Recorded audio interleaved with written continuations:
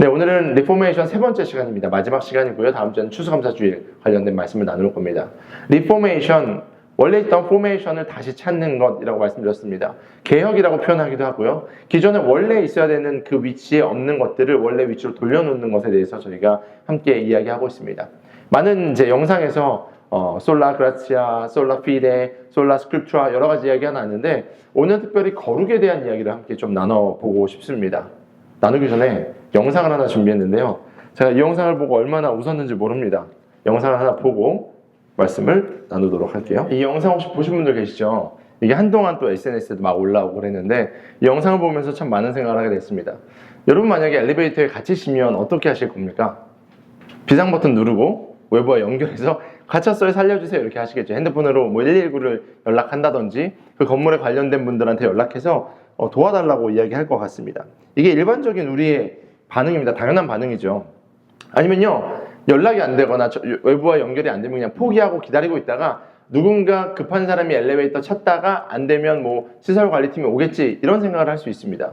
근데 이 아이가요 믿음이 참 대단합니다. 기도하고 그 자리에서 기도했는데 또 재밌는 것은 상황이 어떻게 됐든지 문이 열렸습니다. 아이가 놀랬고요. 그리고 빠져나가는 게 CCTV에 잡혔는데 이것이 이제 뉴스에 올라오게 됐습니다. 이게 오늘 우리가 함께 이야기하고자 하는 거룩이라는 것과 참 맞닿아 있다는 생각이 듭니다. 우리는 보통 거룩이라는 것을 생각할 때요. 일반적으로 깨끗함, 그렇죠? 좀 청결함, 이 정도가 우리에게 거룩이라는 단어의 이미지일 것 같습니다. 근데 성경에서 말하는 거룩은요. 사실 그런 것을 넘어서는 이야기입니다. 히브리어 카도시, 헬라어 하기오스라는 단어는요. 이 거룩이라는 것을 뜻하는데요. 특별히 이 거룩의 의미를 보시면요. 구별하다, 분리하다, 떼어두다 라는 의미가 있습니다. 우리가 생각하는 거룩은요. 깨끗한 거예요. 근데요. 성경이 말하는 거룩은요. 구별되는 것이다 라고 우리 가운데 표현하고 있습니다. 즉 거룩이라는 것은요. 도덕적으로 아니면 환경적으로의 문제가 아닙니다. 거룩이라는 것은요. 소속의 문제입니다. 우리가 어디에 속해 있는가, 우리가 어느 것에 마음이 있는가, 이것이 결국 성경이 말하는 거룩의 문제라는 거죠. 앞에 영상에서 봤던 이 어린아이는요. 그런 거룩의 마음이 있었습니다. 바로 하나님께 기도하면 문이 열릴 것이다 라는 마음이 있는 겁니다. 성경을 보면요. 예수님께서 어린아이와 같지 않으면 천국에 들어갈 수 없다라고 말씀하시잖아요. 지금 코 고면서 자는 아들이 제 아들인데 노아인데 노아도요. 얘기하다 보면요. 한 번씩 이런 얘기 할 때 있습니다. 제가 지나가다 어디 딱 부딪히잖아요. 그럼 노아가 쓱 와서요. 기도해요. 하나님 우리 아빠 다리가 아픈데 고쳐주세요. 예수님을 기도합니다. 아멘. 근데 저희가 기도 훈련은 아이다 보니까 시키다 보니까요. 무슨 문제가 생기면 기도하는 게 아이에게는 순수하게 있는 거예요. 신기하게 하도 많이 찾아와서 이제 그만하라고 하는데 뭐만 문제가 생기면 하다가 어느 날은 지나가다가 마음에 드는 장난감이 있었어요. 하나님 엄마 아빠가 장난감 사주게 해주세요. 네, 이게 저 아이가 갖고 있는 믿음입니다. 어쩌면 우리가 오늘 이야기하는 그 거룩과 정말 근접한 아니면 맞닿아 있다라고 이야기할 수 있는 그런 부분이죠. 오늘 본문에 보면요. 예수님이 바로 그 거룩을 말씀하십니다. 이스라엘 민족이 중요하게 여기는 것이 있습니다. 바로 절기입니다. 우리가 내일 이제 다음 주에는 추수감사주일로 지키는데 이스라엘 백성들도 절기를 매번 지켰습니다. 특별히 그 절기는요. 이스라엘의 역사와 관련이 있고요. 이스라엘의 정체성과 관련이 있습니다. 절기 때마다 이스라엘 백성들은요. 하나님께서 말씀하신 것처럼 함께 모여서 특별히 그 가운데 예배하며 하나님을 찾는 것들이 많이 있었습니다. 절기라는 것은요. 결국 기억이고요. 그들이 함께 모이기 때문에 그들의 정체성을 확인하는 것이고요. 그러면서 함께 모이기 때문에 연대할 수 있는 겁니다. 그래서 이스라엘에게는 절기가 매우 중요했습니다. 오늘 함께 읽은 말씀의 이제 첫 번째 구절을 보면요. 6월절이 다가왔다라고 이야기합니다. 이스라엘 백성들에게는요. 여러 가지 절기가 다 중요하지만 6월절이 참 중요했습니다. 패스오버라고 이야기하죠. 여러분이 아시는 것처럼 이스라엘이 민족을 이루기 전에 이스라엘이 이집트라는 나라에서 인큐베이팅 돼서 인구가 늘어났습니다. 그런데 여러분 잘 아시는 것처럼 바로가 그 이스라엘을 두려워하면서 이스라엘을 막 압박할 때에 하나님께서 모세라는 지도자를 세우셔서 10가지 재앙을 통해서 이집트에서 엑소더스하게 탈출하게 만드셨습니다. 그래서 우리는 출애굽기라고 말하는 거죠. 10번째 재앙이 뭐였죠? 장자의 죽음이었습니다. 모든 이집트 안에 있는 모든 첫 번째 난 것이 다 죽었어요. 사람도 짐승도 다 죽었습니다. 근데 하나님께서 이스라엘 백성들을 구별하셔서 그들이 어린 양의 피를 문설주에 바르고 문인방에 발라서 그들이 이스라엘인인 것을 인정받을 때 죽음의 천사가 지나가는 그런 경험들을 그들이 하게 되죠. 바로의 아들도 죽었고요. 그 이집트에 있는 모든 첫째 된 것이 다 죽자 이스라엘은 탈출할 수 있었습니다. 그러니까요, 이집트라는 강력한 나라에 대한 승리이기도 하지만 하나님께서 그 많은 백성들 중에서 이스라엘 백성들을 특별히 구별하셨다라는 의미였어요. 그러니까 이스라엘 민족에게는 유월절이라는 것은요, 자신들의 고유한 정체성이자 승리를 외치는 어쩌면 신앙의 축제와도 같은 날이었습니다. 그런데 예수님 당시 유월절을 가만히 보면요, 성경과 여러 가지 역사적인 내용들을 보면요, 엄청나게 많은 인파가 모인 것을 볼 수 있습니다. 여러분, 요세푸스라고 유대의 역사가 아시죠? 요세푸스가 자신의 유대 전쟁사라는 책을 썼는데 그 중에 2권에 보면요, 이스라엘 민족의 유월절에 대해 썼는데 몇 명이 예루살렘에 모였는지 아십니까? 270만이 모였대요. 지금 우리 여기 한 거의 20명 정도 모여 있는데 이것도 지금 저희 눈에 보면 와 많다, 꽉 차간 명 한 60명 많다 이렇게 생각하는데 270만 명이 한 도시에 모여서 예배를 드리는 겁니다. 그런데 여러분, 제사 드리는 거잖아요. 우리처럼 그냥 이렇게 찬양하고 예배 드리고 성경책 들고 모인 것이 아니고요, 그들은 하나님 앞에 제사 드렸다고요. 그래서 그들이 제사 드릴 때 필요한 게 뭐였냐면요, 오늘 말씀에 나온 제물이었습니다. 어떤 사람은 비둘기를, 어떤 사람은 양을, 누군가는 소를 들고 270만이 모였습니다. 생각해 보세요. 엄청나게 복잡했을 겁니다. 엄청나게 가관이었을 거예요. 우리가 이제 추석이 되거나 설이 되면 아직도 고속도로에 정체가 있습니다. 옛날에는요, 이제 고속도로가 너무 정체되니까 아시죠? 내려가지고 코펠 펴가지고 막 라면도 끓여 먹고 막 이랬던 문화들이 있대요. 그것만 봐도 정말 대단했을 텐데 양 끌고 소 끌고 비둘기 들고 이렇게 지금 예루살렘에 사람들이 모이기 시작합니다. 그런데요, 이 갖고 온 재물들도 문제가 됩니다. 여러분들이 이제 말씀을 계속해서 보시다 보면 재물을 하나님 앞에 드릴 때에 검사를 받아야 돼요. 저같이 이제 성직자라는 직분에 있는 사람들, 제사장들이 와서 이제 재물을 살핍니다. 점이 있으면 탈락이에요. 중간에 뭔가 스크래치가 나도 탈락입니다. 뭔가 몸에 기형적인 게 있으면 탈락입니다. 아무리 좋은 소와 양과 비둘기를 갖고 와도요, 심사에서 탈락하면 탈락이 됩니다. 그러다 보니까 가끔씩, 아니 처음에는 가끔씩이었는데 시간이 지나면서 꽤 자주 그러한 재물을 사고 파는 행위가 그 성전 주변에 있었습니다. 그러면서 등장한 것이 영어로는 템플 마켓이에요. 성전 주변에 마켓이 생긴 겁니다. 주변에서 양도 사고요, 소도 사고요, 비둘기도 삽니다. 아마 그들은요, 성전에 있는 제사장들과 결탁되어 있었을 거예요. 그러면서 그곳에서 마켓이 활성화가 됩니다. 성전 동쪽에 보면요, 이제 이방인의 뜰이라는 뜰이 등장을 합니다. 이거는 AI가 또 그려놓은 건데요, 엄청 많은 사람들이 모였죠. 이 이방인의 뜰에서 소와 양과 비둘기와 이렇게 사고 파는 것들이 엄청나게 흥행했을 겁니다. 근데 중간에 동전을 들고 왔다 갔다 하는 사람들이 있어요. 그 사람들 누구냐? 환전상들이에요. 그 당시에 이스라엘은요, 누구의 통치를 받았습니까? 로마의 통치를 받았습니다. 로마는요, 어떤 단위를 썼냐면 데나리온이라는 걸 썼습니다. 위에 보시면 데나리온이거든요. 데나리온이라는 동전을 썼는데 특별히 이스라엘은요, 특별히 성전에는요, 성전세를 세겔로 냈습니다. 이 데나리온을 세겔로 바꾸는 환전상들이 있었어요. 그러니까 세속적인 돈을 쓰지 않고요, 성경에 보면 반세겔을 내라 라는 법칙이 있는데 그 말 그대로 문자 그대로 지키기 위해서 세겔로 돈을 바꾸는 사람들이 있었어요. 생각해보세요. 옆에는 소 들고 양 들고 비둘기 들고 왔다 갔다 하고요, 옆에는 동전 바꾸고 있고요, 사람들은 270만이 모였습니다. 얼마나 정신없었을까요? 더 이상 성전은요, 하나님 앞에 예배를 드리고 절기를 지키고 하나님이 중심 되시는 그 중심 사상에서 벗어나고 있었습니다. 인간적인 욕망과 상거래의 시끄러운 그런 이야기들이 중심이 됐습니다. 생각해보세요. 동전 바꿀 때 좀만 할인해줘, 좀만 깎아줘, 디스카운트 해줘, 내가 매년 오잖아, 이런 얘기 오갔을 거죠. 그러면서 옆에서는 소는 울고 있고요, 양도 매거리고 있고요, 비둘기는 막 비듬을 날리고 있고요. 장난 아니었을 거예요. 냄새는 얼마나 났을까요? 동물들이 가만히 있나요? 분변 냄새도 나고요. 사람들이 수십 킬로를 걸어왔으니까 또 끌고 온 짐승들도 있잖아요. 땀 냄새며 인간들의 시끄러운 소리며 엄청나게 복잡한 예루살렘을 우리는 볼 수 있습니다. 하나님의 임재는 그곳에서 느껴지지 않았을 겁니다.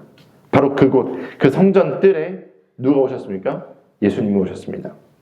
예수님은요, 이스라엘 백성들이 막 절기를 지키니까 기쁨과 환호 가운데 빠져 있고 때로는 분주함 가운데 빠져 있으면서 가장 중심인 거룩이 무너진 그곳을 떠벅떠벅 걸어오셨을 겁니다. 그리고 예수님께서는 이렇게 그 상황을 보셨죠. 같이 한번 읽어봅시다. 2장 14절입니다. 함께 읽습니다. 시작.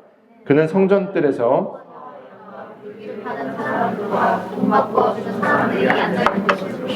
아멘.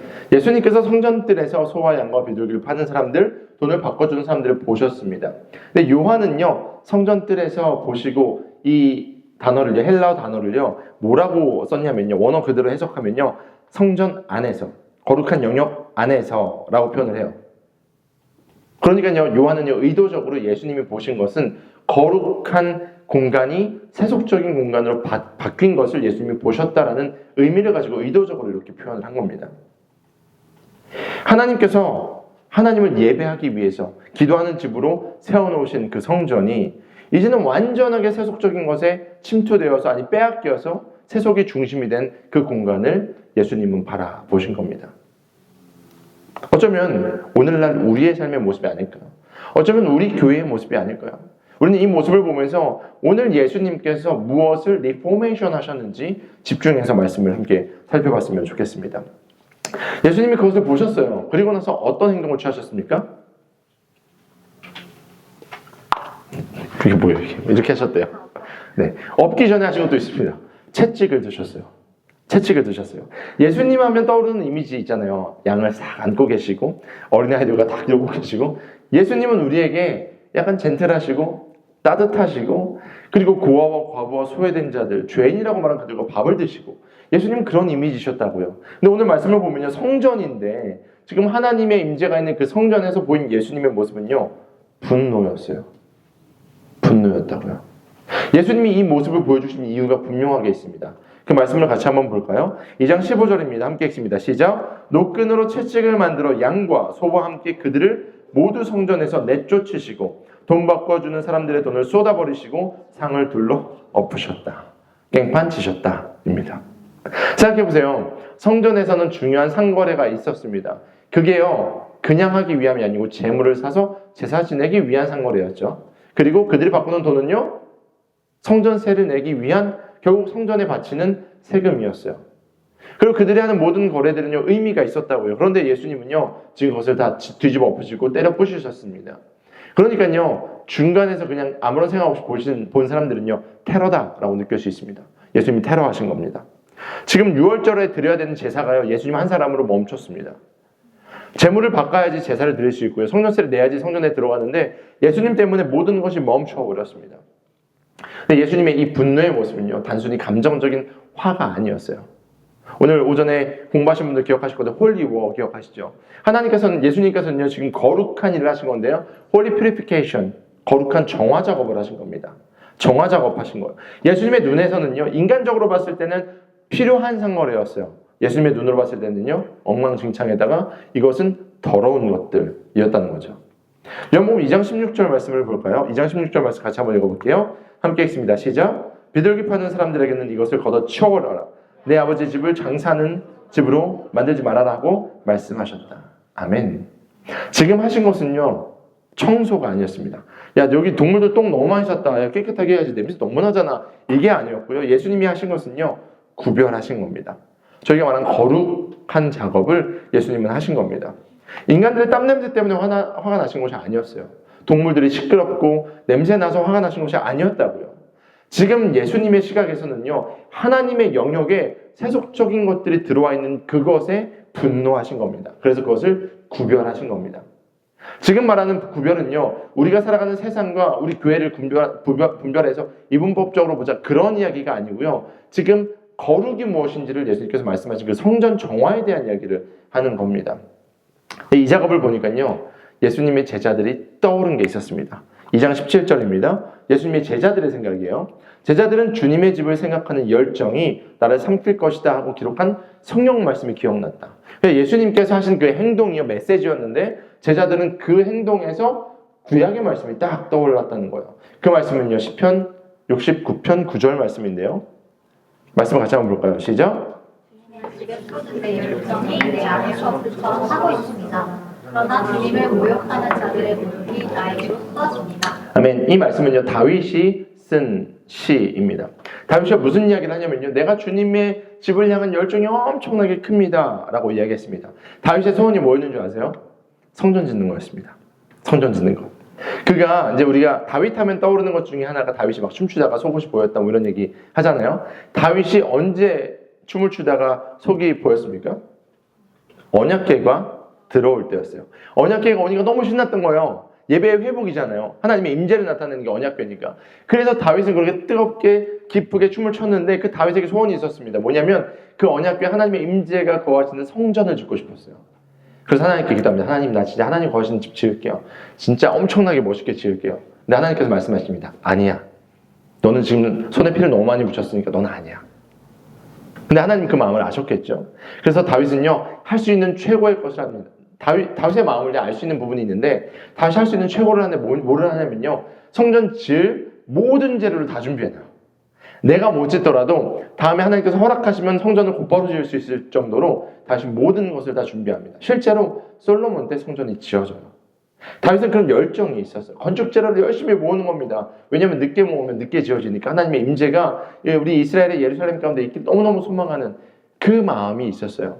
그래서 이 말씀을 기록했는데 지금 예수님의 제자들이 예수님의 모습 속에서 이 열정을 봤다라는 것입니다. 사랑하는 여러분, 하나님의 성전을 향한 하나님의 임재를 향한 열정이 있으십니까? 예수님의 그 성전 정화 작업은요, 그 열심히 드러나는 모습이었습니다. 두렵고 분노가 일어나는 그것 때문에 예수님을 정죄하는 그런 마음이 아니고요, 제자들이 그걸 딱 보니까요, 깨달은 거예요. 아, 맞다. 하나님의 거하시는 전이 이러면 안 되지. 근데 마치 다윗의 말씀을 읽고 들었던 것이 기억날 정도의 모습을 예수님께서 보이셨다라는 겁니다. 다시 한번 말씀을 볼게요. 2장 16절에 보면요, 뭐라고 말씀하시죠? 이것을 걷어치워라 라고 말씀하십니다. 걷어치워라. 이 말씀은 뭐냐면요, 구별해라 라는 겁니다. 구별해라. 치워버려. 없애버려. 이게 아니고요, 지금 너네 뭐하노? 정신 차려. 여기는 하나님의 성전이야. 그러니까 걷어치워. 지금 여기서는 예배드리는 곳이야 라고 말씀하신 겁니다. 그래서 비교하죠. 뭐하모? 아버지의 집과 장사하는 집. 아버지의 집에서 장사하는 것이 아니야. 장사하는 것, 장사 자체를 예수님께서 금지하신 것이 아니에요. 지금 있을 것과 없을 것을 확실하게 구별하시는 내용을 말씀하시는 것이죠. 여기서 우리는요, 이 예수님의 자세와 말씀을 통해서 거룩의 회복을 위해서 우리가 가져야 되는 두 가지 자세를 발견할 수 있습니다. 먼저 첫 번째는요, 열정입니다. 뭐를 향한? 거룩을 향한. 예수님이요, 성전의 거룩을 향해서 노끈을 딱 드시고 채찍을 만드셨다라고 성경 말하고 있습니다. 하실 수 있겠어요? 하실 수 있겠습니까?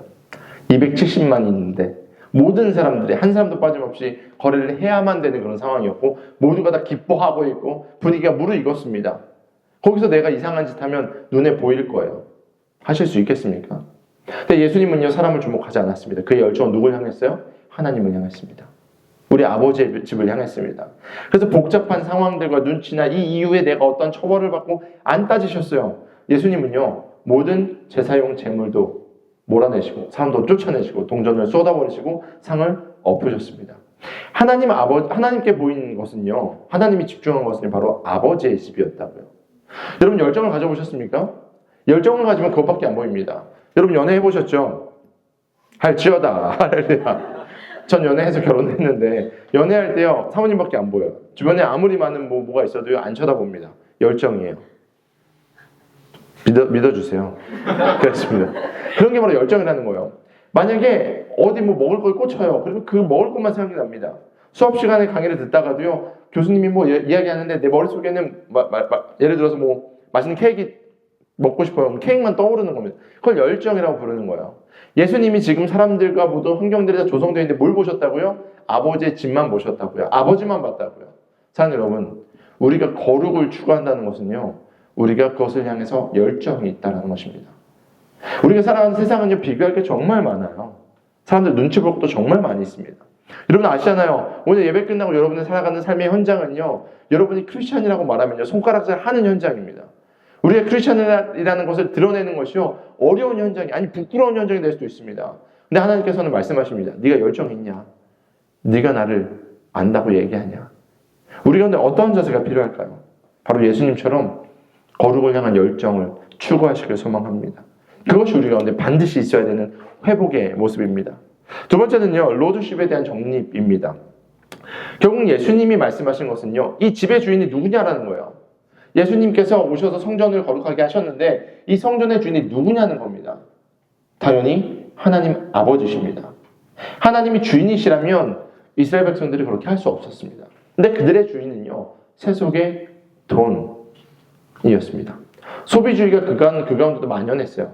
그러니까 제사장들도 눈 감아줬고요. 중간에 커미션 받았을 거고요. 그들도요, 아마 가지고 온 재물들을 검사해주면서 사실 흠이 없는데도 야, 이거 안 돼. 돌려. 딴 거 갖고 와. 이미 그러면 수십 킬로를 양을 끌고 왔는데 양이 안 된다 그러면 사야 될 거 아니에요. 그런 소비 행위가 그 당시에 있었다라는 것이 기록적으로 남아있어요. 그러니까 예수님이 말씀하시는 것은 지금 주인에 대한 이야기입니다. 그 당시에 270만 모인 그 많은 이스라엘 백성들에게 얘기하는 겁니다. 너희들이 왜 유월절을 지키냐? 유월절이 뭐를 뜻하냐? 하나님께서 너희를 건지신 거 아니냐? 죽음에서 구원하신 거 아니냐? 패스오버 아니냐? 하나님 어디 갔냐? 라는 것을 성경 가운데 그리고 이 행위 가운데 말씀하고 계신 겁니다. 오늘 예배의 대상이 누굽니까? 우리가 찬양하는 대상이 누굽니까? 우리의 재물을 드리고 우리의 열정을 드리고 우리의 시간을 드리는 대상이 누굽니까? 옆에 있는 지체입니까? 앞에 있는 목사입니까? 이 건물입니까? 아닙니다. 우리가 예배하고 우리가 바라보는 것은 하나님이십니다. 우리 보는 예수 그리스도이십니다. 그러니까 우리가 예배 드리는 것은요, 우리 모든 삶에 있어서 가장 우선순위가 돼야 돼요. 우리의 삶의 모든 것의 기초는요, 이 주인됨으로부터 시작됩니다. 로드십이라는 겁니다. 우리가 주여 외치는 그 기도, 주인 주자잖아요. 내 삶의 주인은 주님이십니다. 근데 문 열고 나가면 사실 납니다. 이렇잖아요.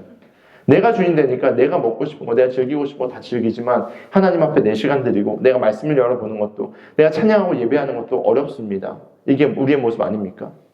근데 하나님께서 말씀하십니다. 오늘 예배의 주인은 나다. 오늘날 우리는 짐승을 끌고 오지 않습니다. 만약에 짐승 끌고 온다면 저는 여러분 앞에서 피비린내 나는 목사일 겁니다. 들어올 때마다 제가 이렇게 양의 멱을 따고 각을 떠서 옥상에서 불 펴가지고 맨날 이렇게 했겠죠.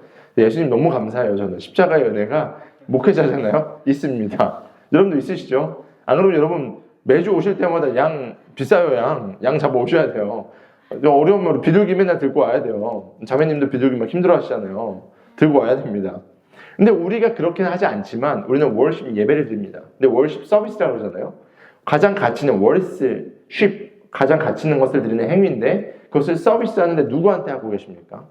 그 서비스를 내가 받고 있습니까? 그럼 월십 셀프 서비스예요. 월십 서비스는요, 월십 가장 가치 있는 것을 하나님께 드리는 겁니다. 우리는요, 예배를요, 드린다라고 표현합니다. 예배는요, 보는 거 아닙니다. 예배는요, 관찰하는 거 아닙니다. 가끔 우리 용어도 고쳐야 됩니다. 예배 보러 가자 들어보셨죠? 예배 보러 가자. 그런 경우들이 있습니다. 그런 의도는 아니겠지만 얼마나 우리가 잘못된 용어들을 사용하는지도 알 수 있어요. 예배 보러 가자. 아니요, 예배는 드리러 가는 겁니다. 예배 가자. 아니야, 예배 드리러 가자입니다. 내가 예배에 제물되어서 하나님께 우리를 드리는 겁니다. 주님은요, 오늘 이 모습을 통해서 우리에게 주인 되심을 다시 한번 말씀하는 겁니다. 오늘 본문에 있어서 가장 중요한 장면이 전환됩니다. 성전 안에 있는 상인들 다 쫓아내세요. 그리고 질서가 무너져요. 그러니까 사람들이 난리가 났죠. 저 미친 사람이 와가지고 막 채찍 휘두르니까 도망은 갔는데 이제 우리 어떡하지? 그러니까 유대의 종교 지도자들이 예수님 앞에 나옵니다. 말씀 같이 한번 읽어볼게요. 함께 읽습니다. 시작.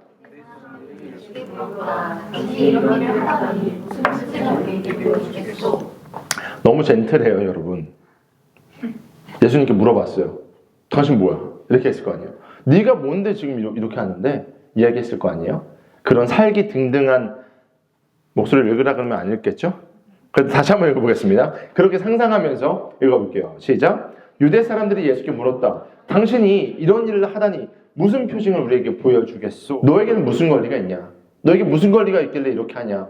왜냐하면 예수님께서 그렇게 휘두르시면서 이랬습니다. 내 아버지의 집이라는 표현을 썼습니다. 네가 뭔데? 네가 신성모독을 하냐? 이런 이야기도 담겨있는 공격적인 이야기입니다. 그것도 어디에서? 성전에서. 엄청 예민한 문제입니다. 지금 예수님이요, 건드릴 수 없는 것을 건드리신 거예요. 아마 이스라엘 백성들 중에서, 유대인들 중에서도 이게 조금 문제가 있다라고 생각했던 사람들도 있었을 거예요. 근데 입 닫았습니다. 왜냐? 예민하니까. 근데 예수님은 지금 그 예민한 것을 다 건드리신 겁니다. 그러니까요, 그들이 물어보죠. 표징. 네가 어떠한 권리가 있길래 이렇게 하냐? 표징을 이야기합니다.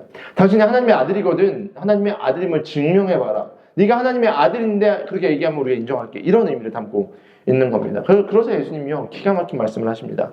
19절입니다. 예수께서 그들에게 말씀하셨다. 이 성전을 허물어라. 그러면 내가 사흘 만에 다시 세우겠다. 아멘.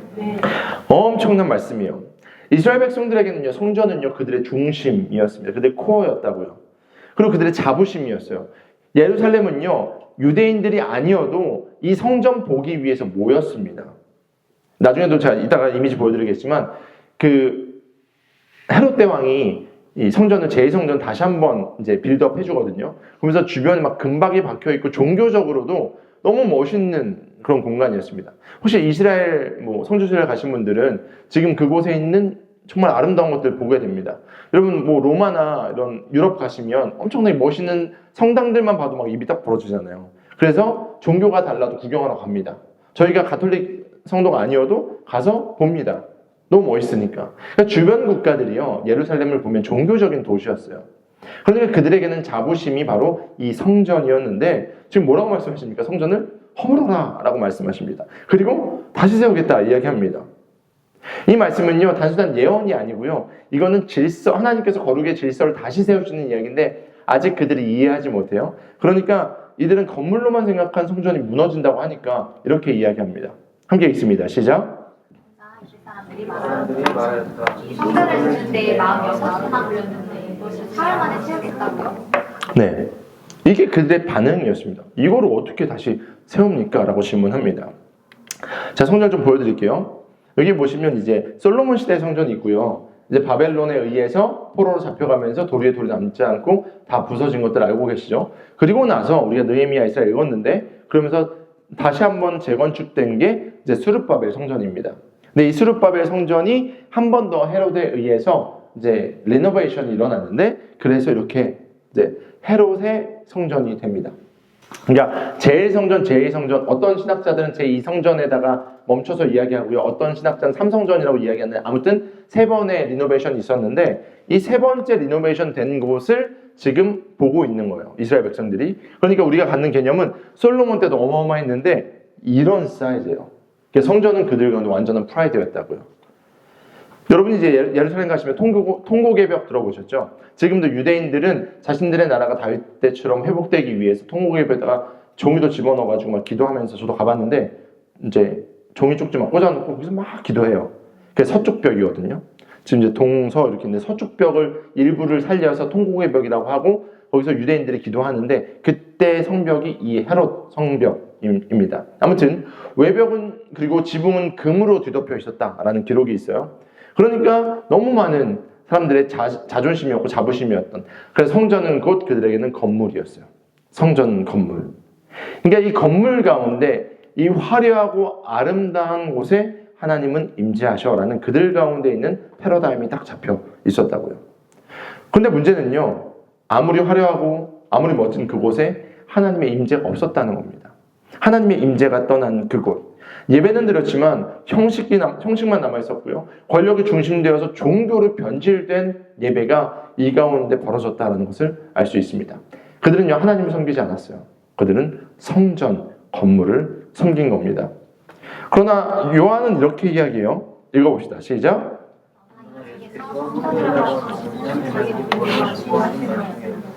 여자들은 예수께서 모든 사람들 가운데서 살아나신 일이라 그가 말씀하신 것을 기억하고서 성경 말씀과 예수께서 하신 말씀을 믿게 되었다. 아멘.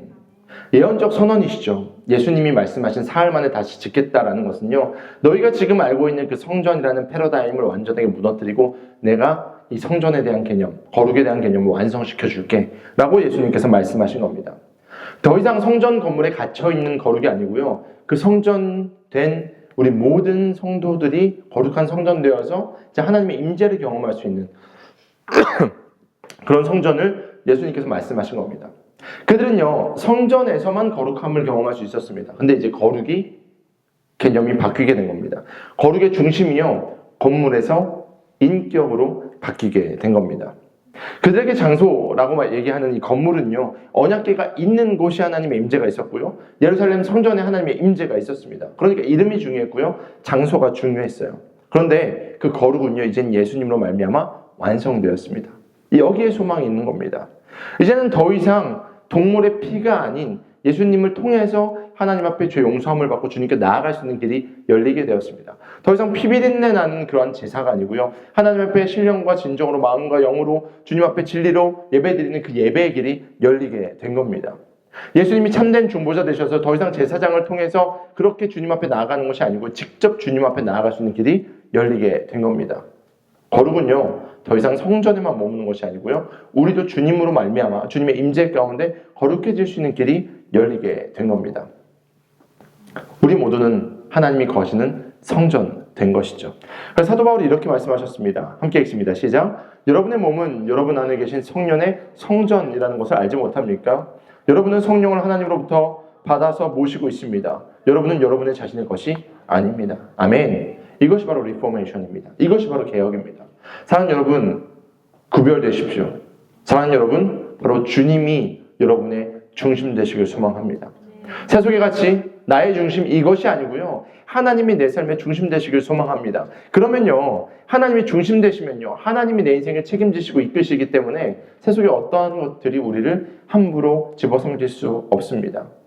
예수님은요, 자신이 십자가에 죽으심으로 말미암아 이 모든 거룩에 대한 이야기들을 완성시키셨습니다. 부활하셔서요, 우리 가운데 소망이 되셨습니다. 이 성전을 허물라 하셨던 그 허물이요, 그 성전이 직접 허물어지셨고요, 그리고 내가 사흘 만에 다시 짓겠다 하셔서 다시 지어지셨습니다. 이제 우리는 그 주님을 모시고 사는 성전입니다.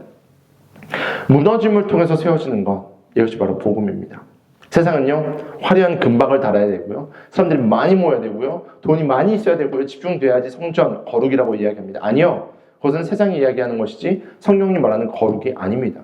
거룩은요, 우리가 무너져서 내가 죽어야지 내 안에 있는 그리스도가 살아나는 것, 그래서 우리 가운데 소망되는 겁니다. 우리는 알고 있습니다. 우리는 거룩할 수 없습니다. 우리는 또 죄를 짓습니다. 또 넘어집니다. 그래서 중요한 것은요, 내 안에 있는 양과 소와 비둘기와 돈거래하는 것들을 치워버리는 겁니다. 그리고 그분이 내 삶의 주인 되심을 선포하는 겁니다.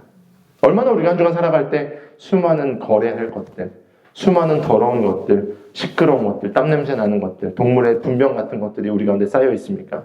예수님께서 말씀하십니다. 허물어라. 내가 사흘 만에 다시 지었다. 아니, 지었다. 지금 너희 가운데는 그러한 성전이 있다.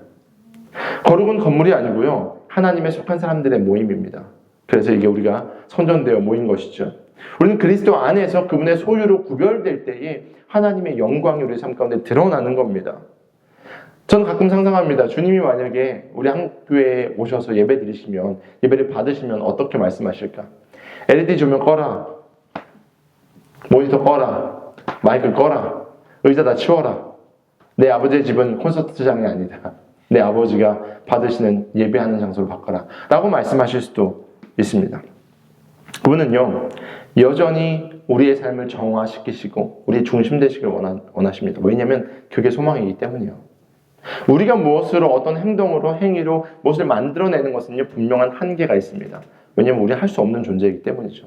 그래서 결국은 돗대기 시장이 되고 말 겁니다. 예수님은 그래서 우리 가운데 오셨습니다. 우리의 거룩을 회복시키기 위해서. 우리가 주님 가운데 거하면요, 진정한 거룩을 맛볼 수 있습니다. 우리가 거룩해서 아니요, 그분이 거룩하시기 때문에 그분의 거룩하심을 만짐으로 말미암아 우리가 거룩해짐을 경험하게 되는 겁니다. 채찍을 휘두르고 상을 엎어서라도 아버지의 집을 회복하길 원하셨던 그분의 열정이 우리 가운데 임하기를 원합니다. 오늘도, 이번 한 주도 여러분의 평생에 그 거룩을 추구하시는 모두 되기를 예수님의 이름으로 축원합니다.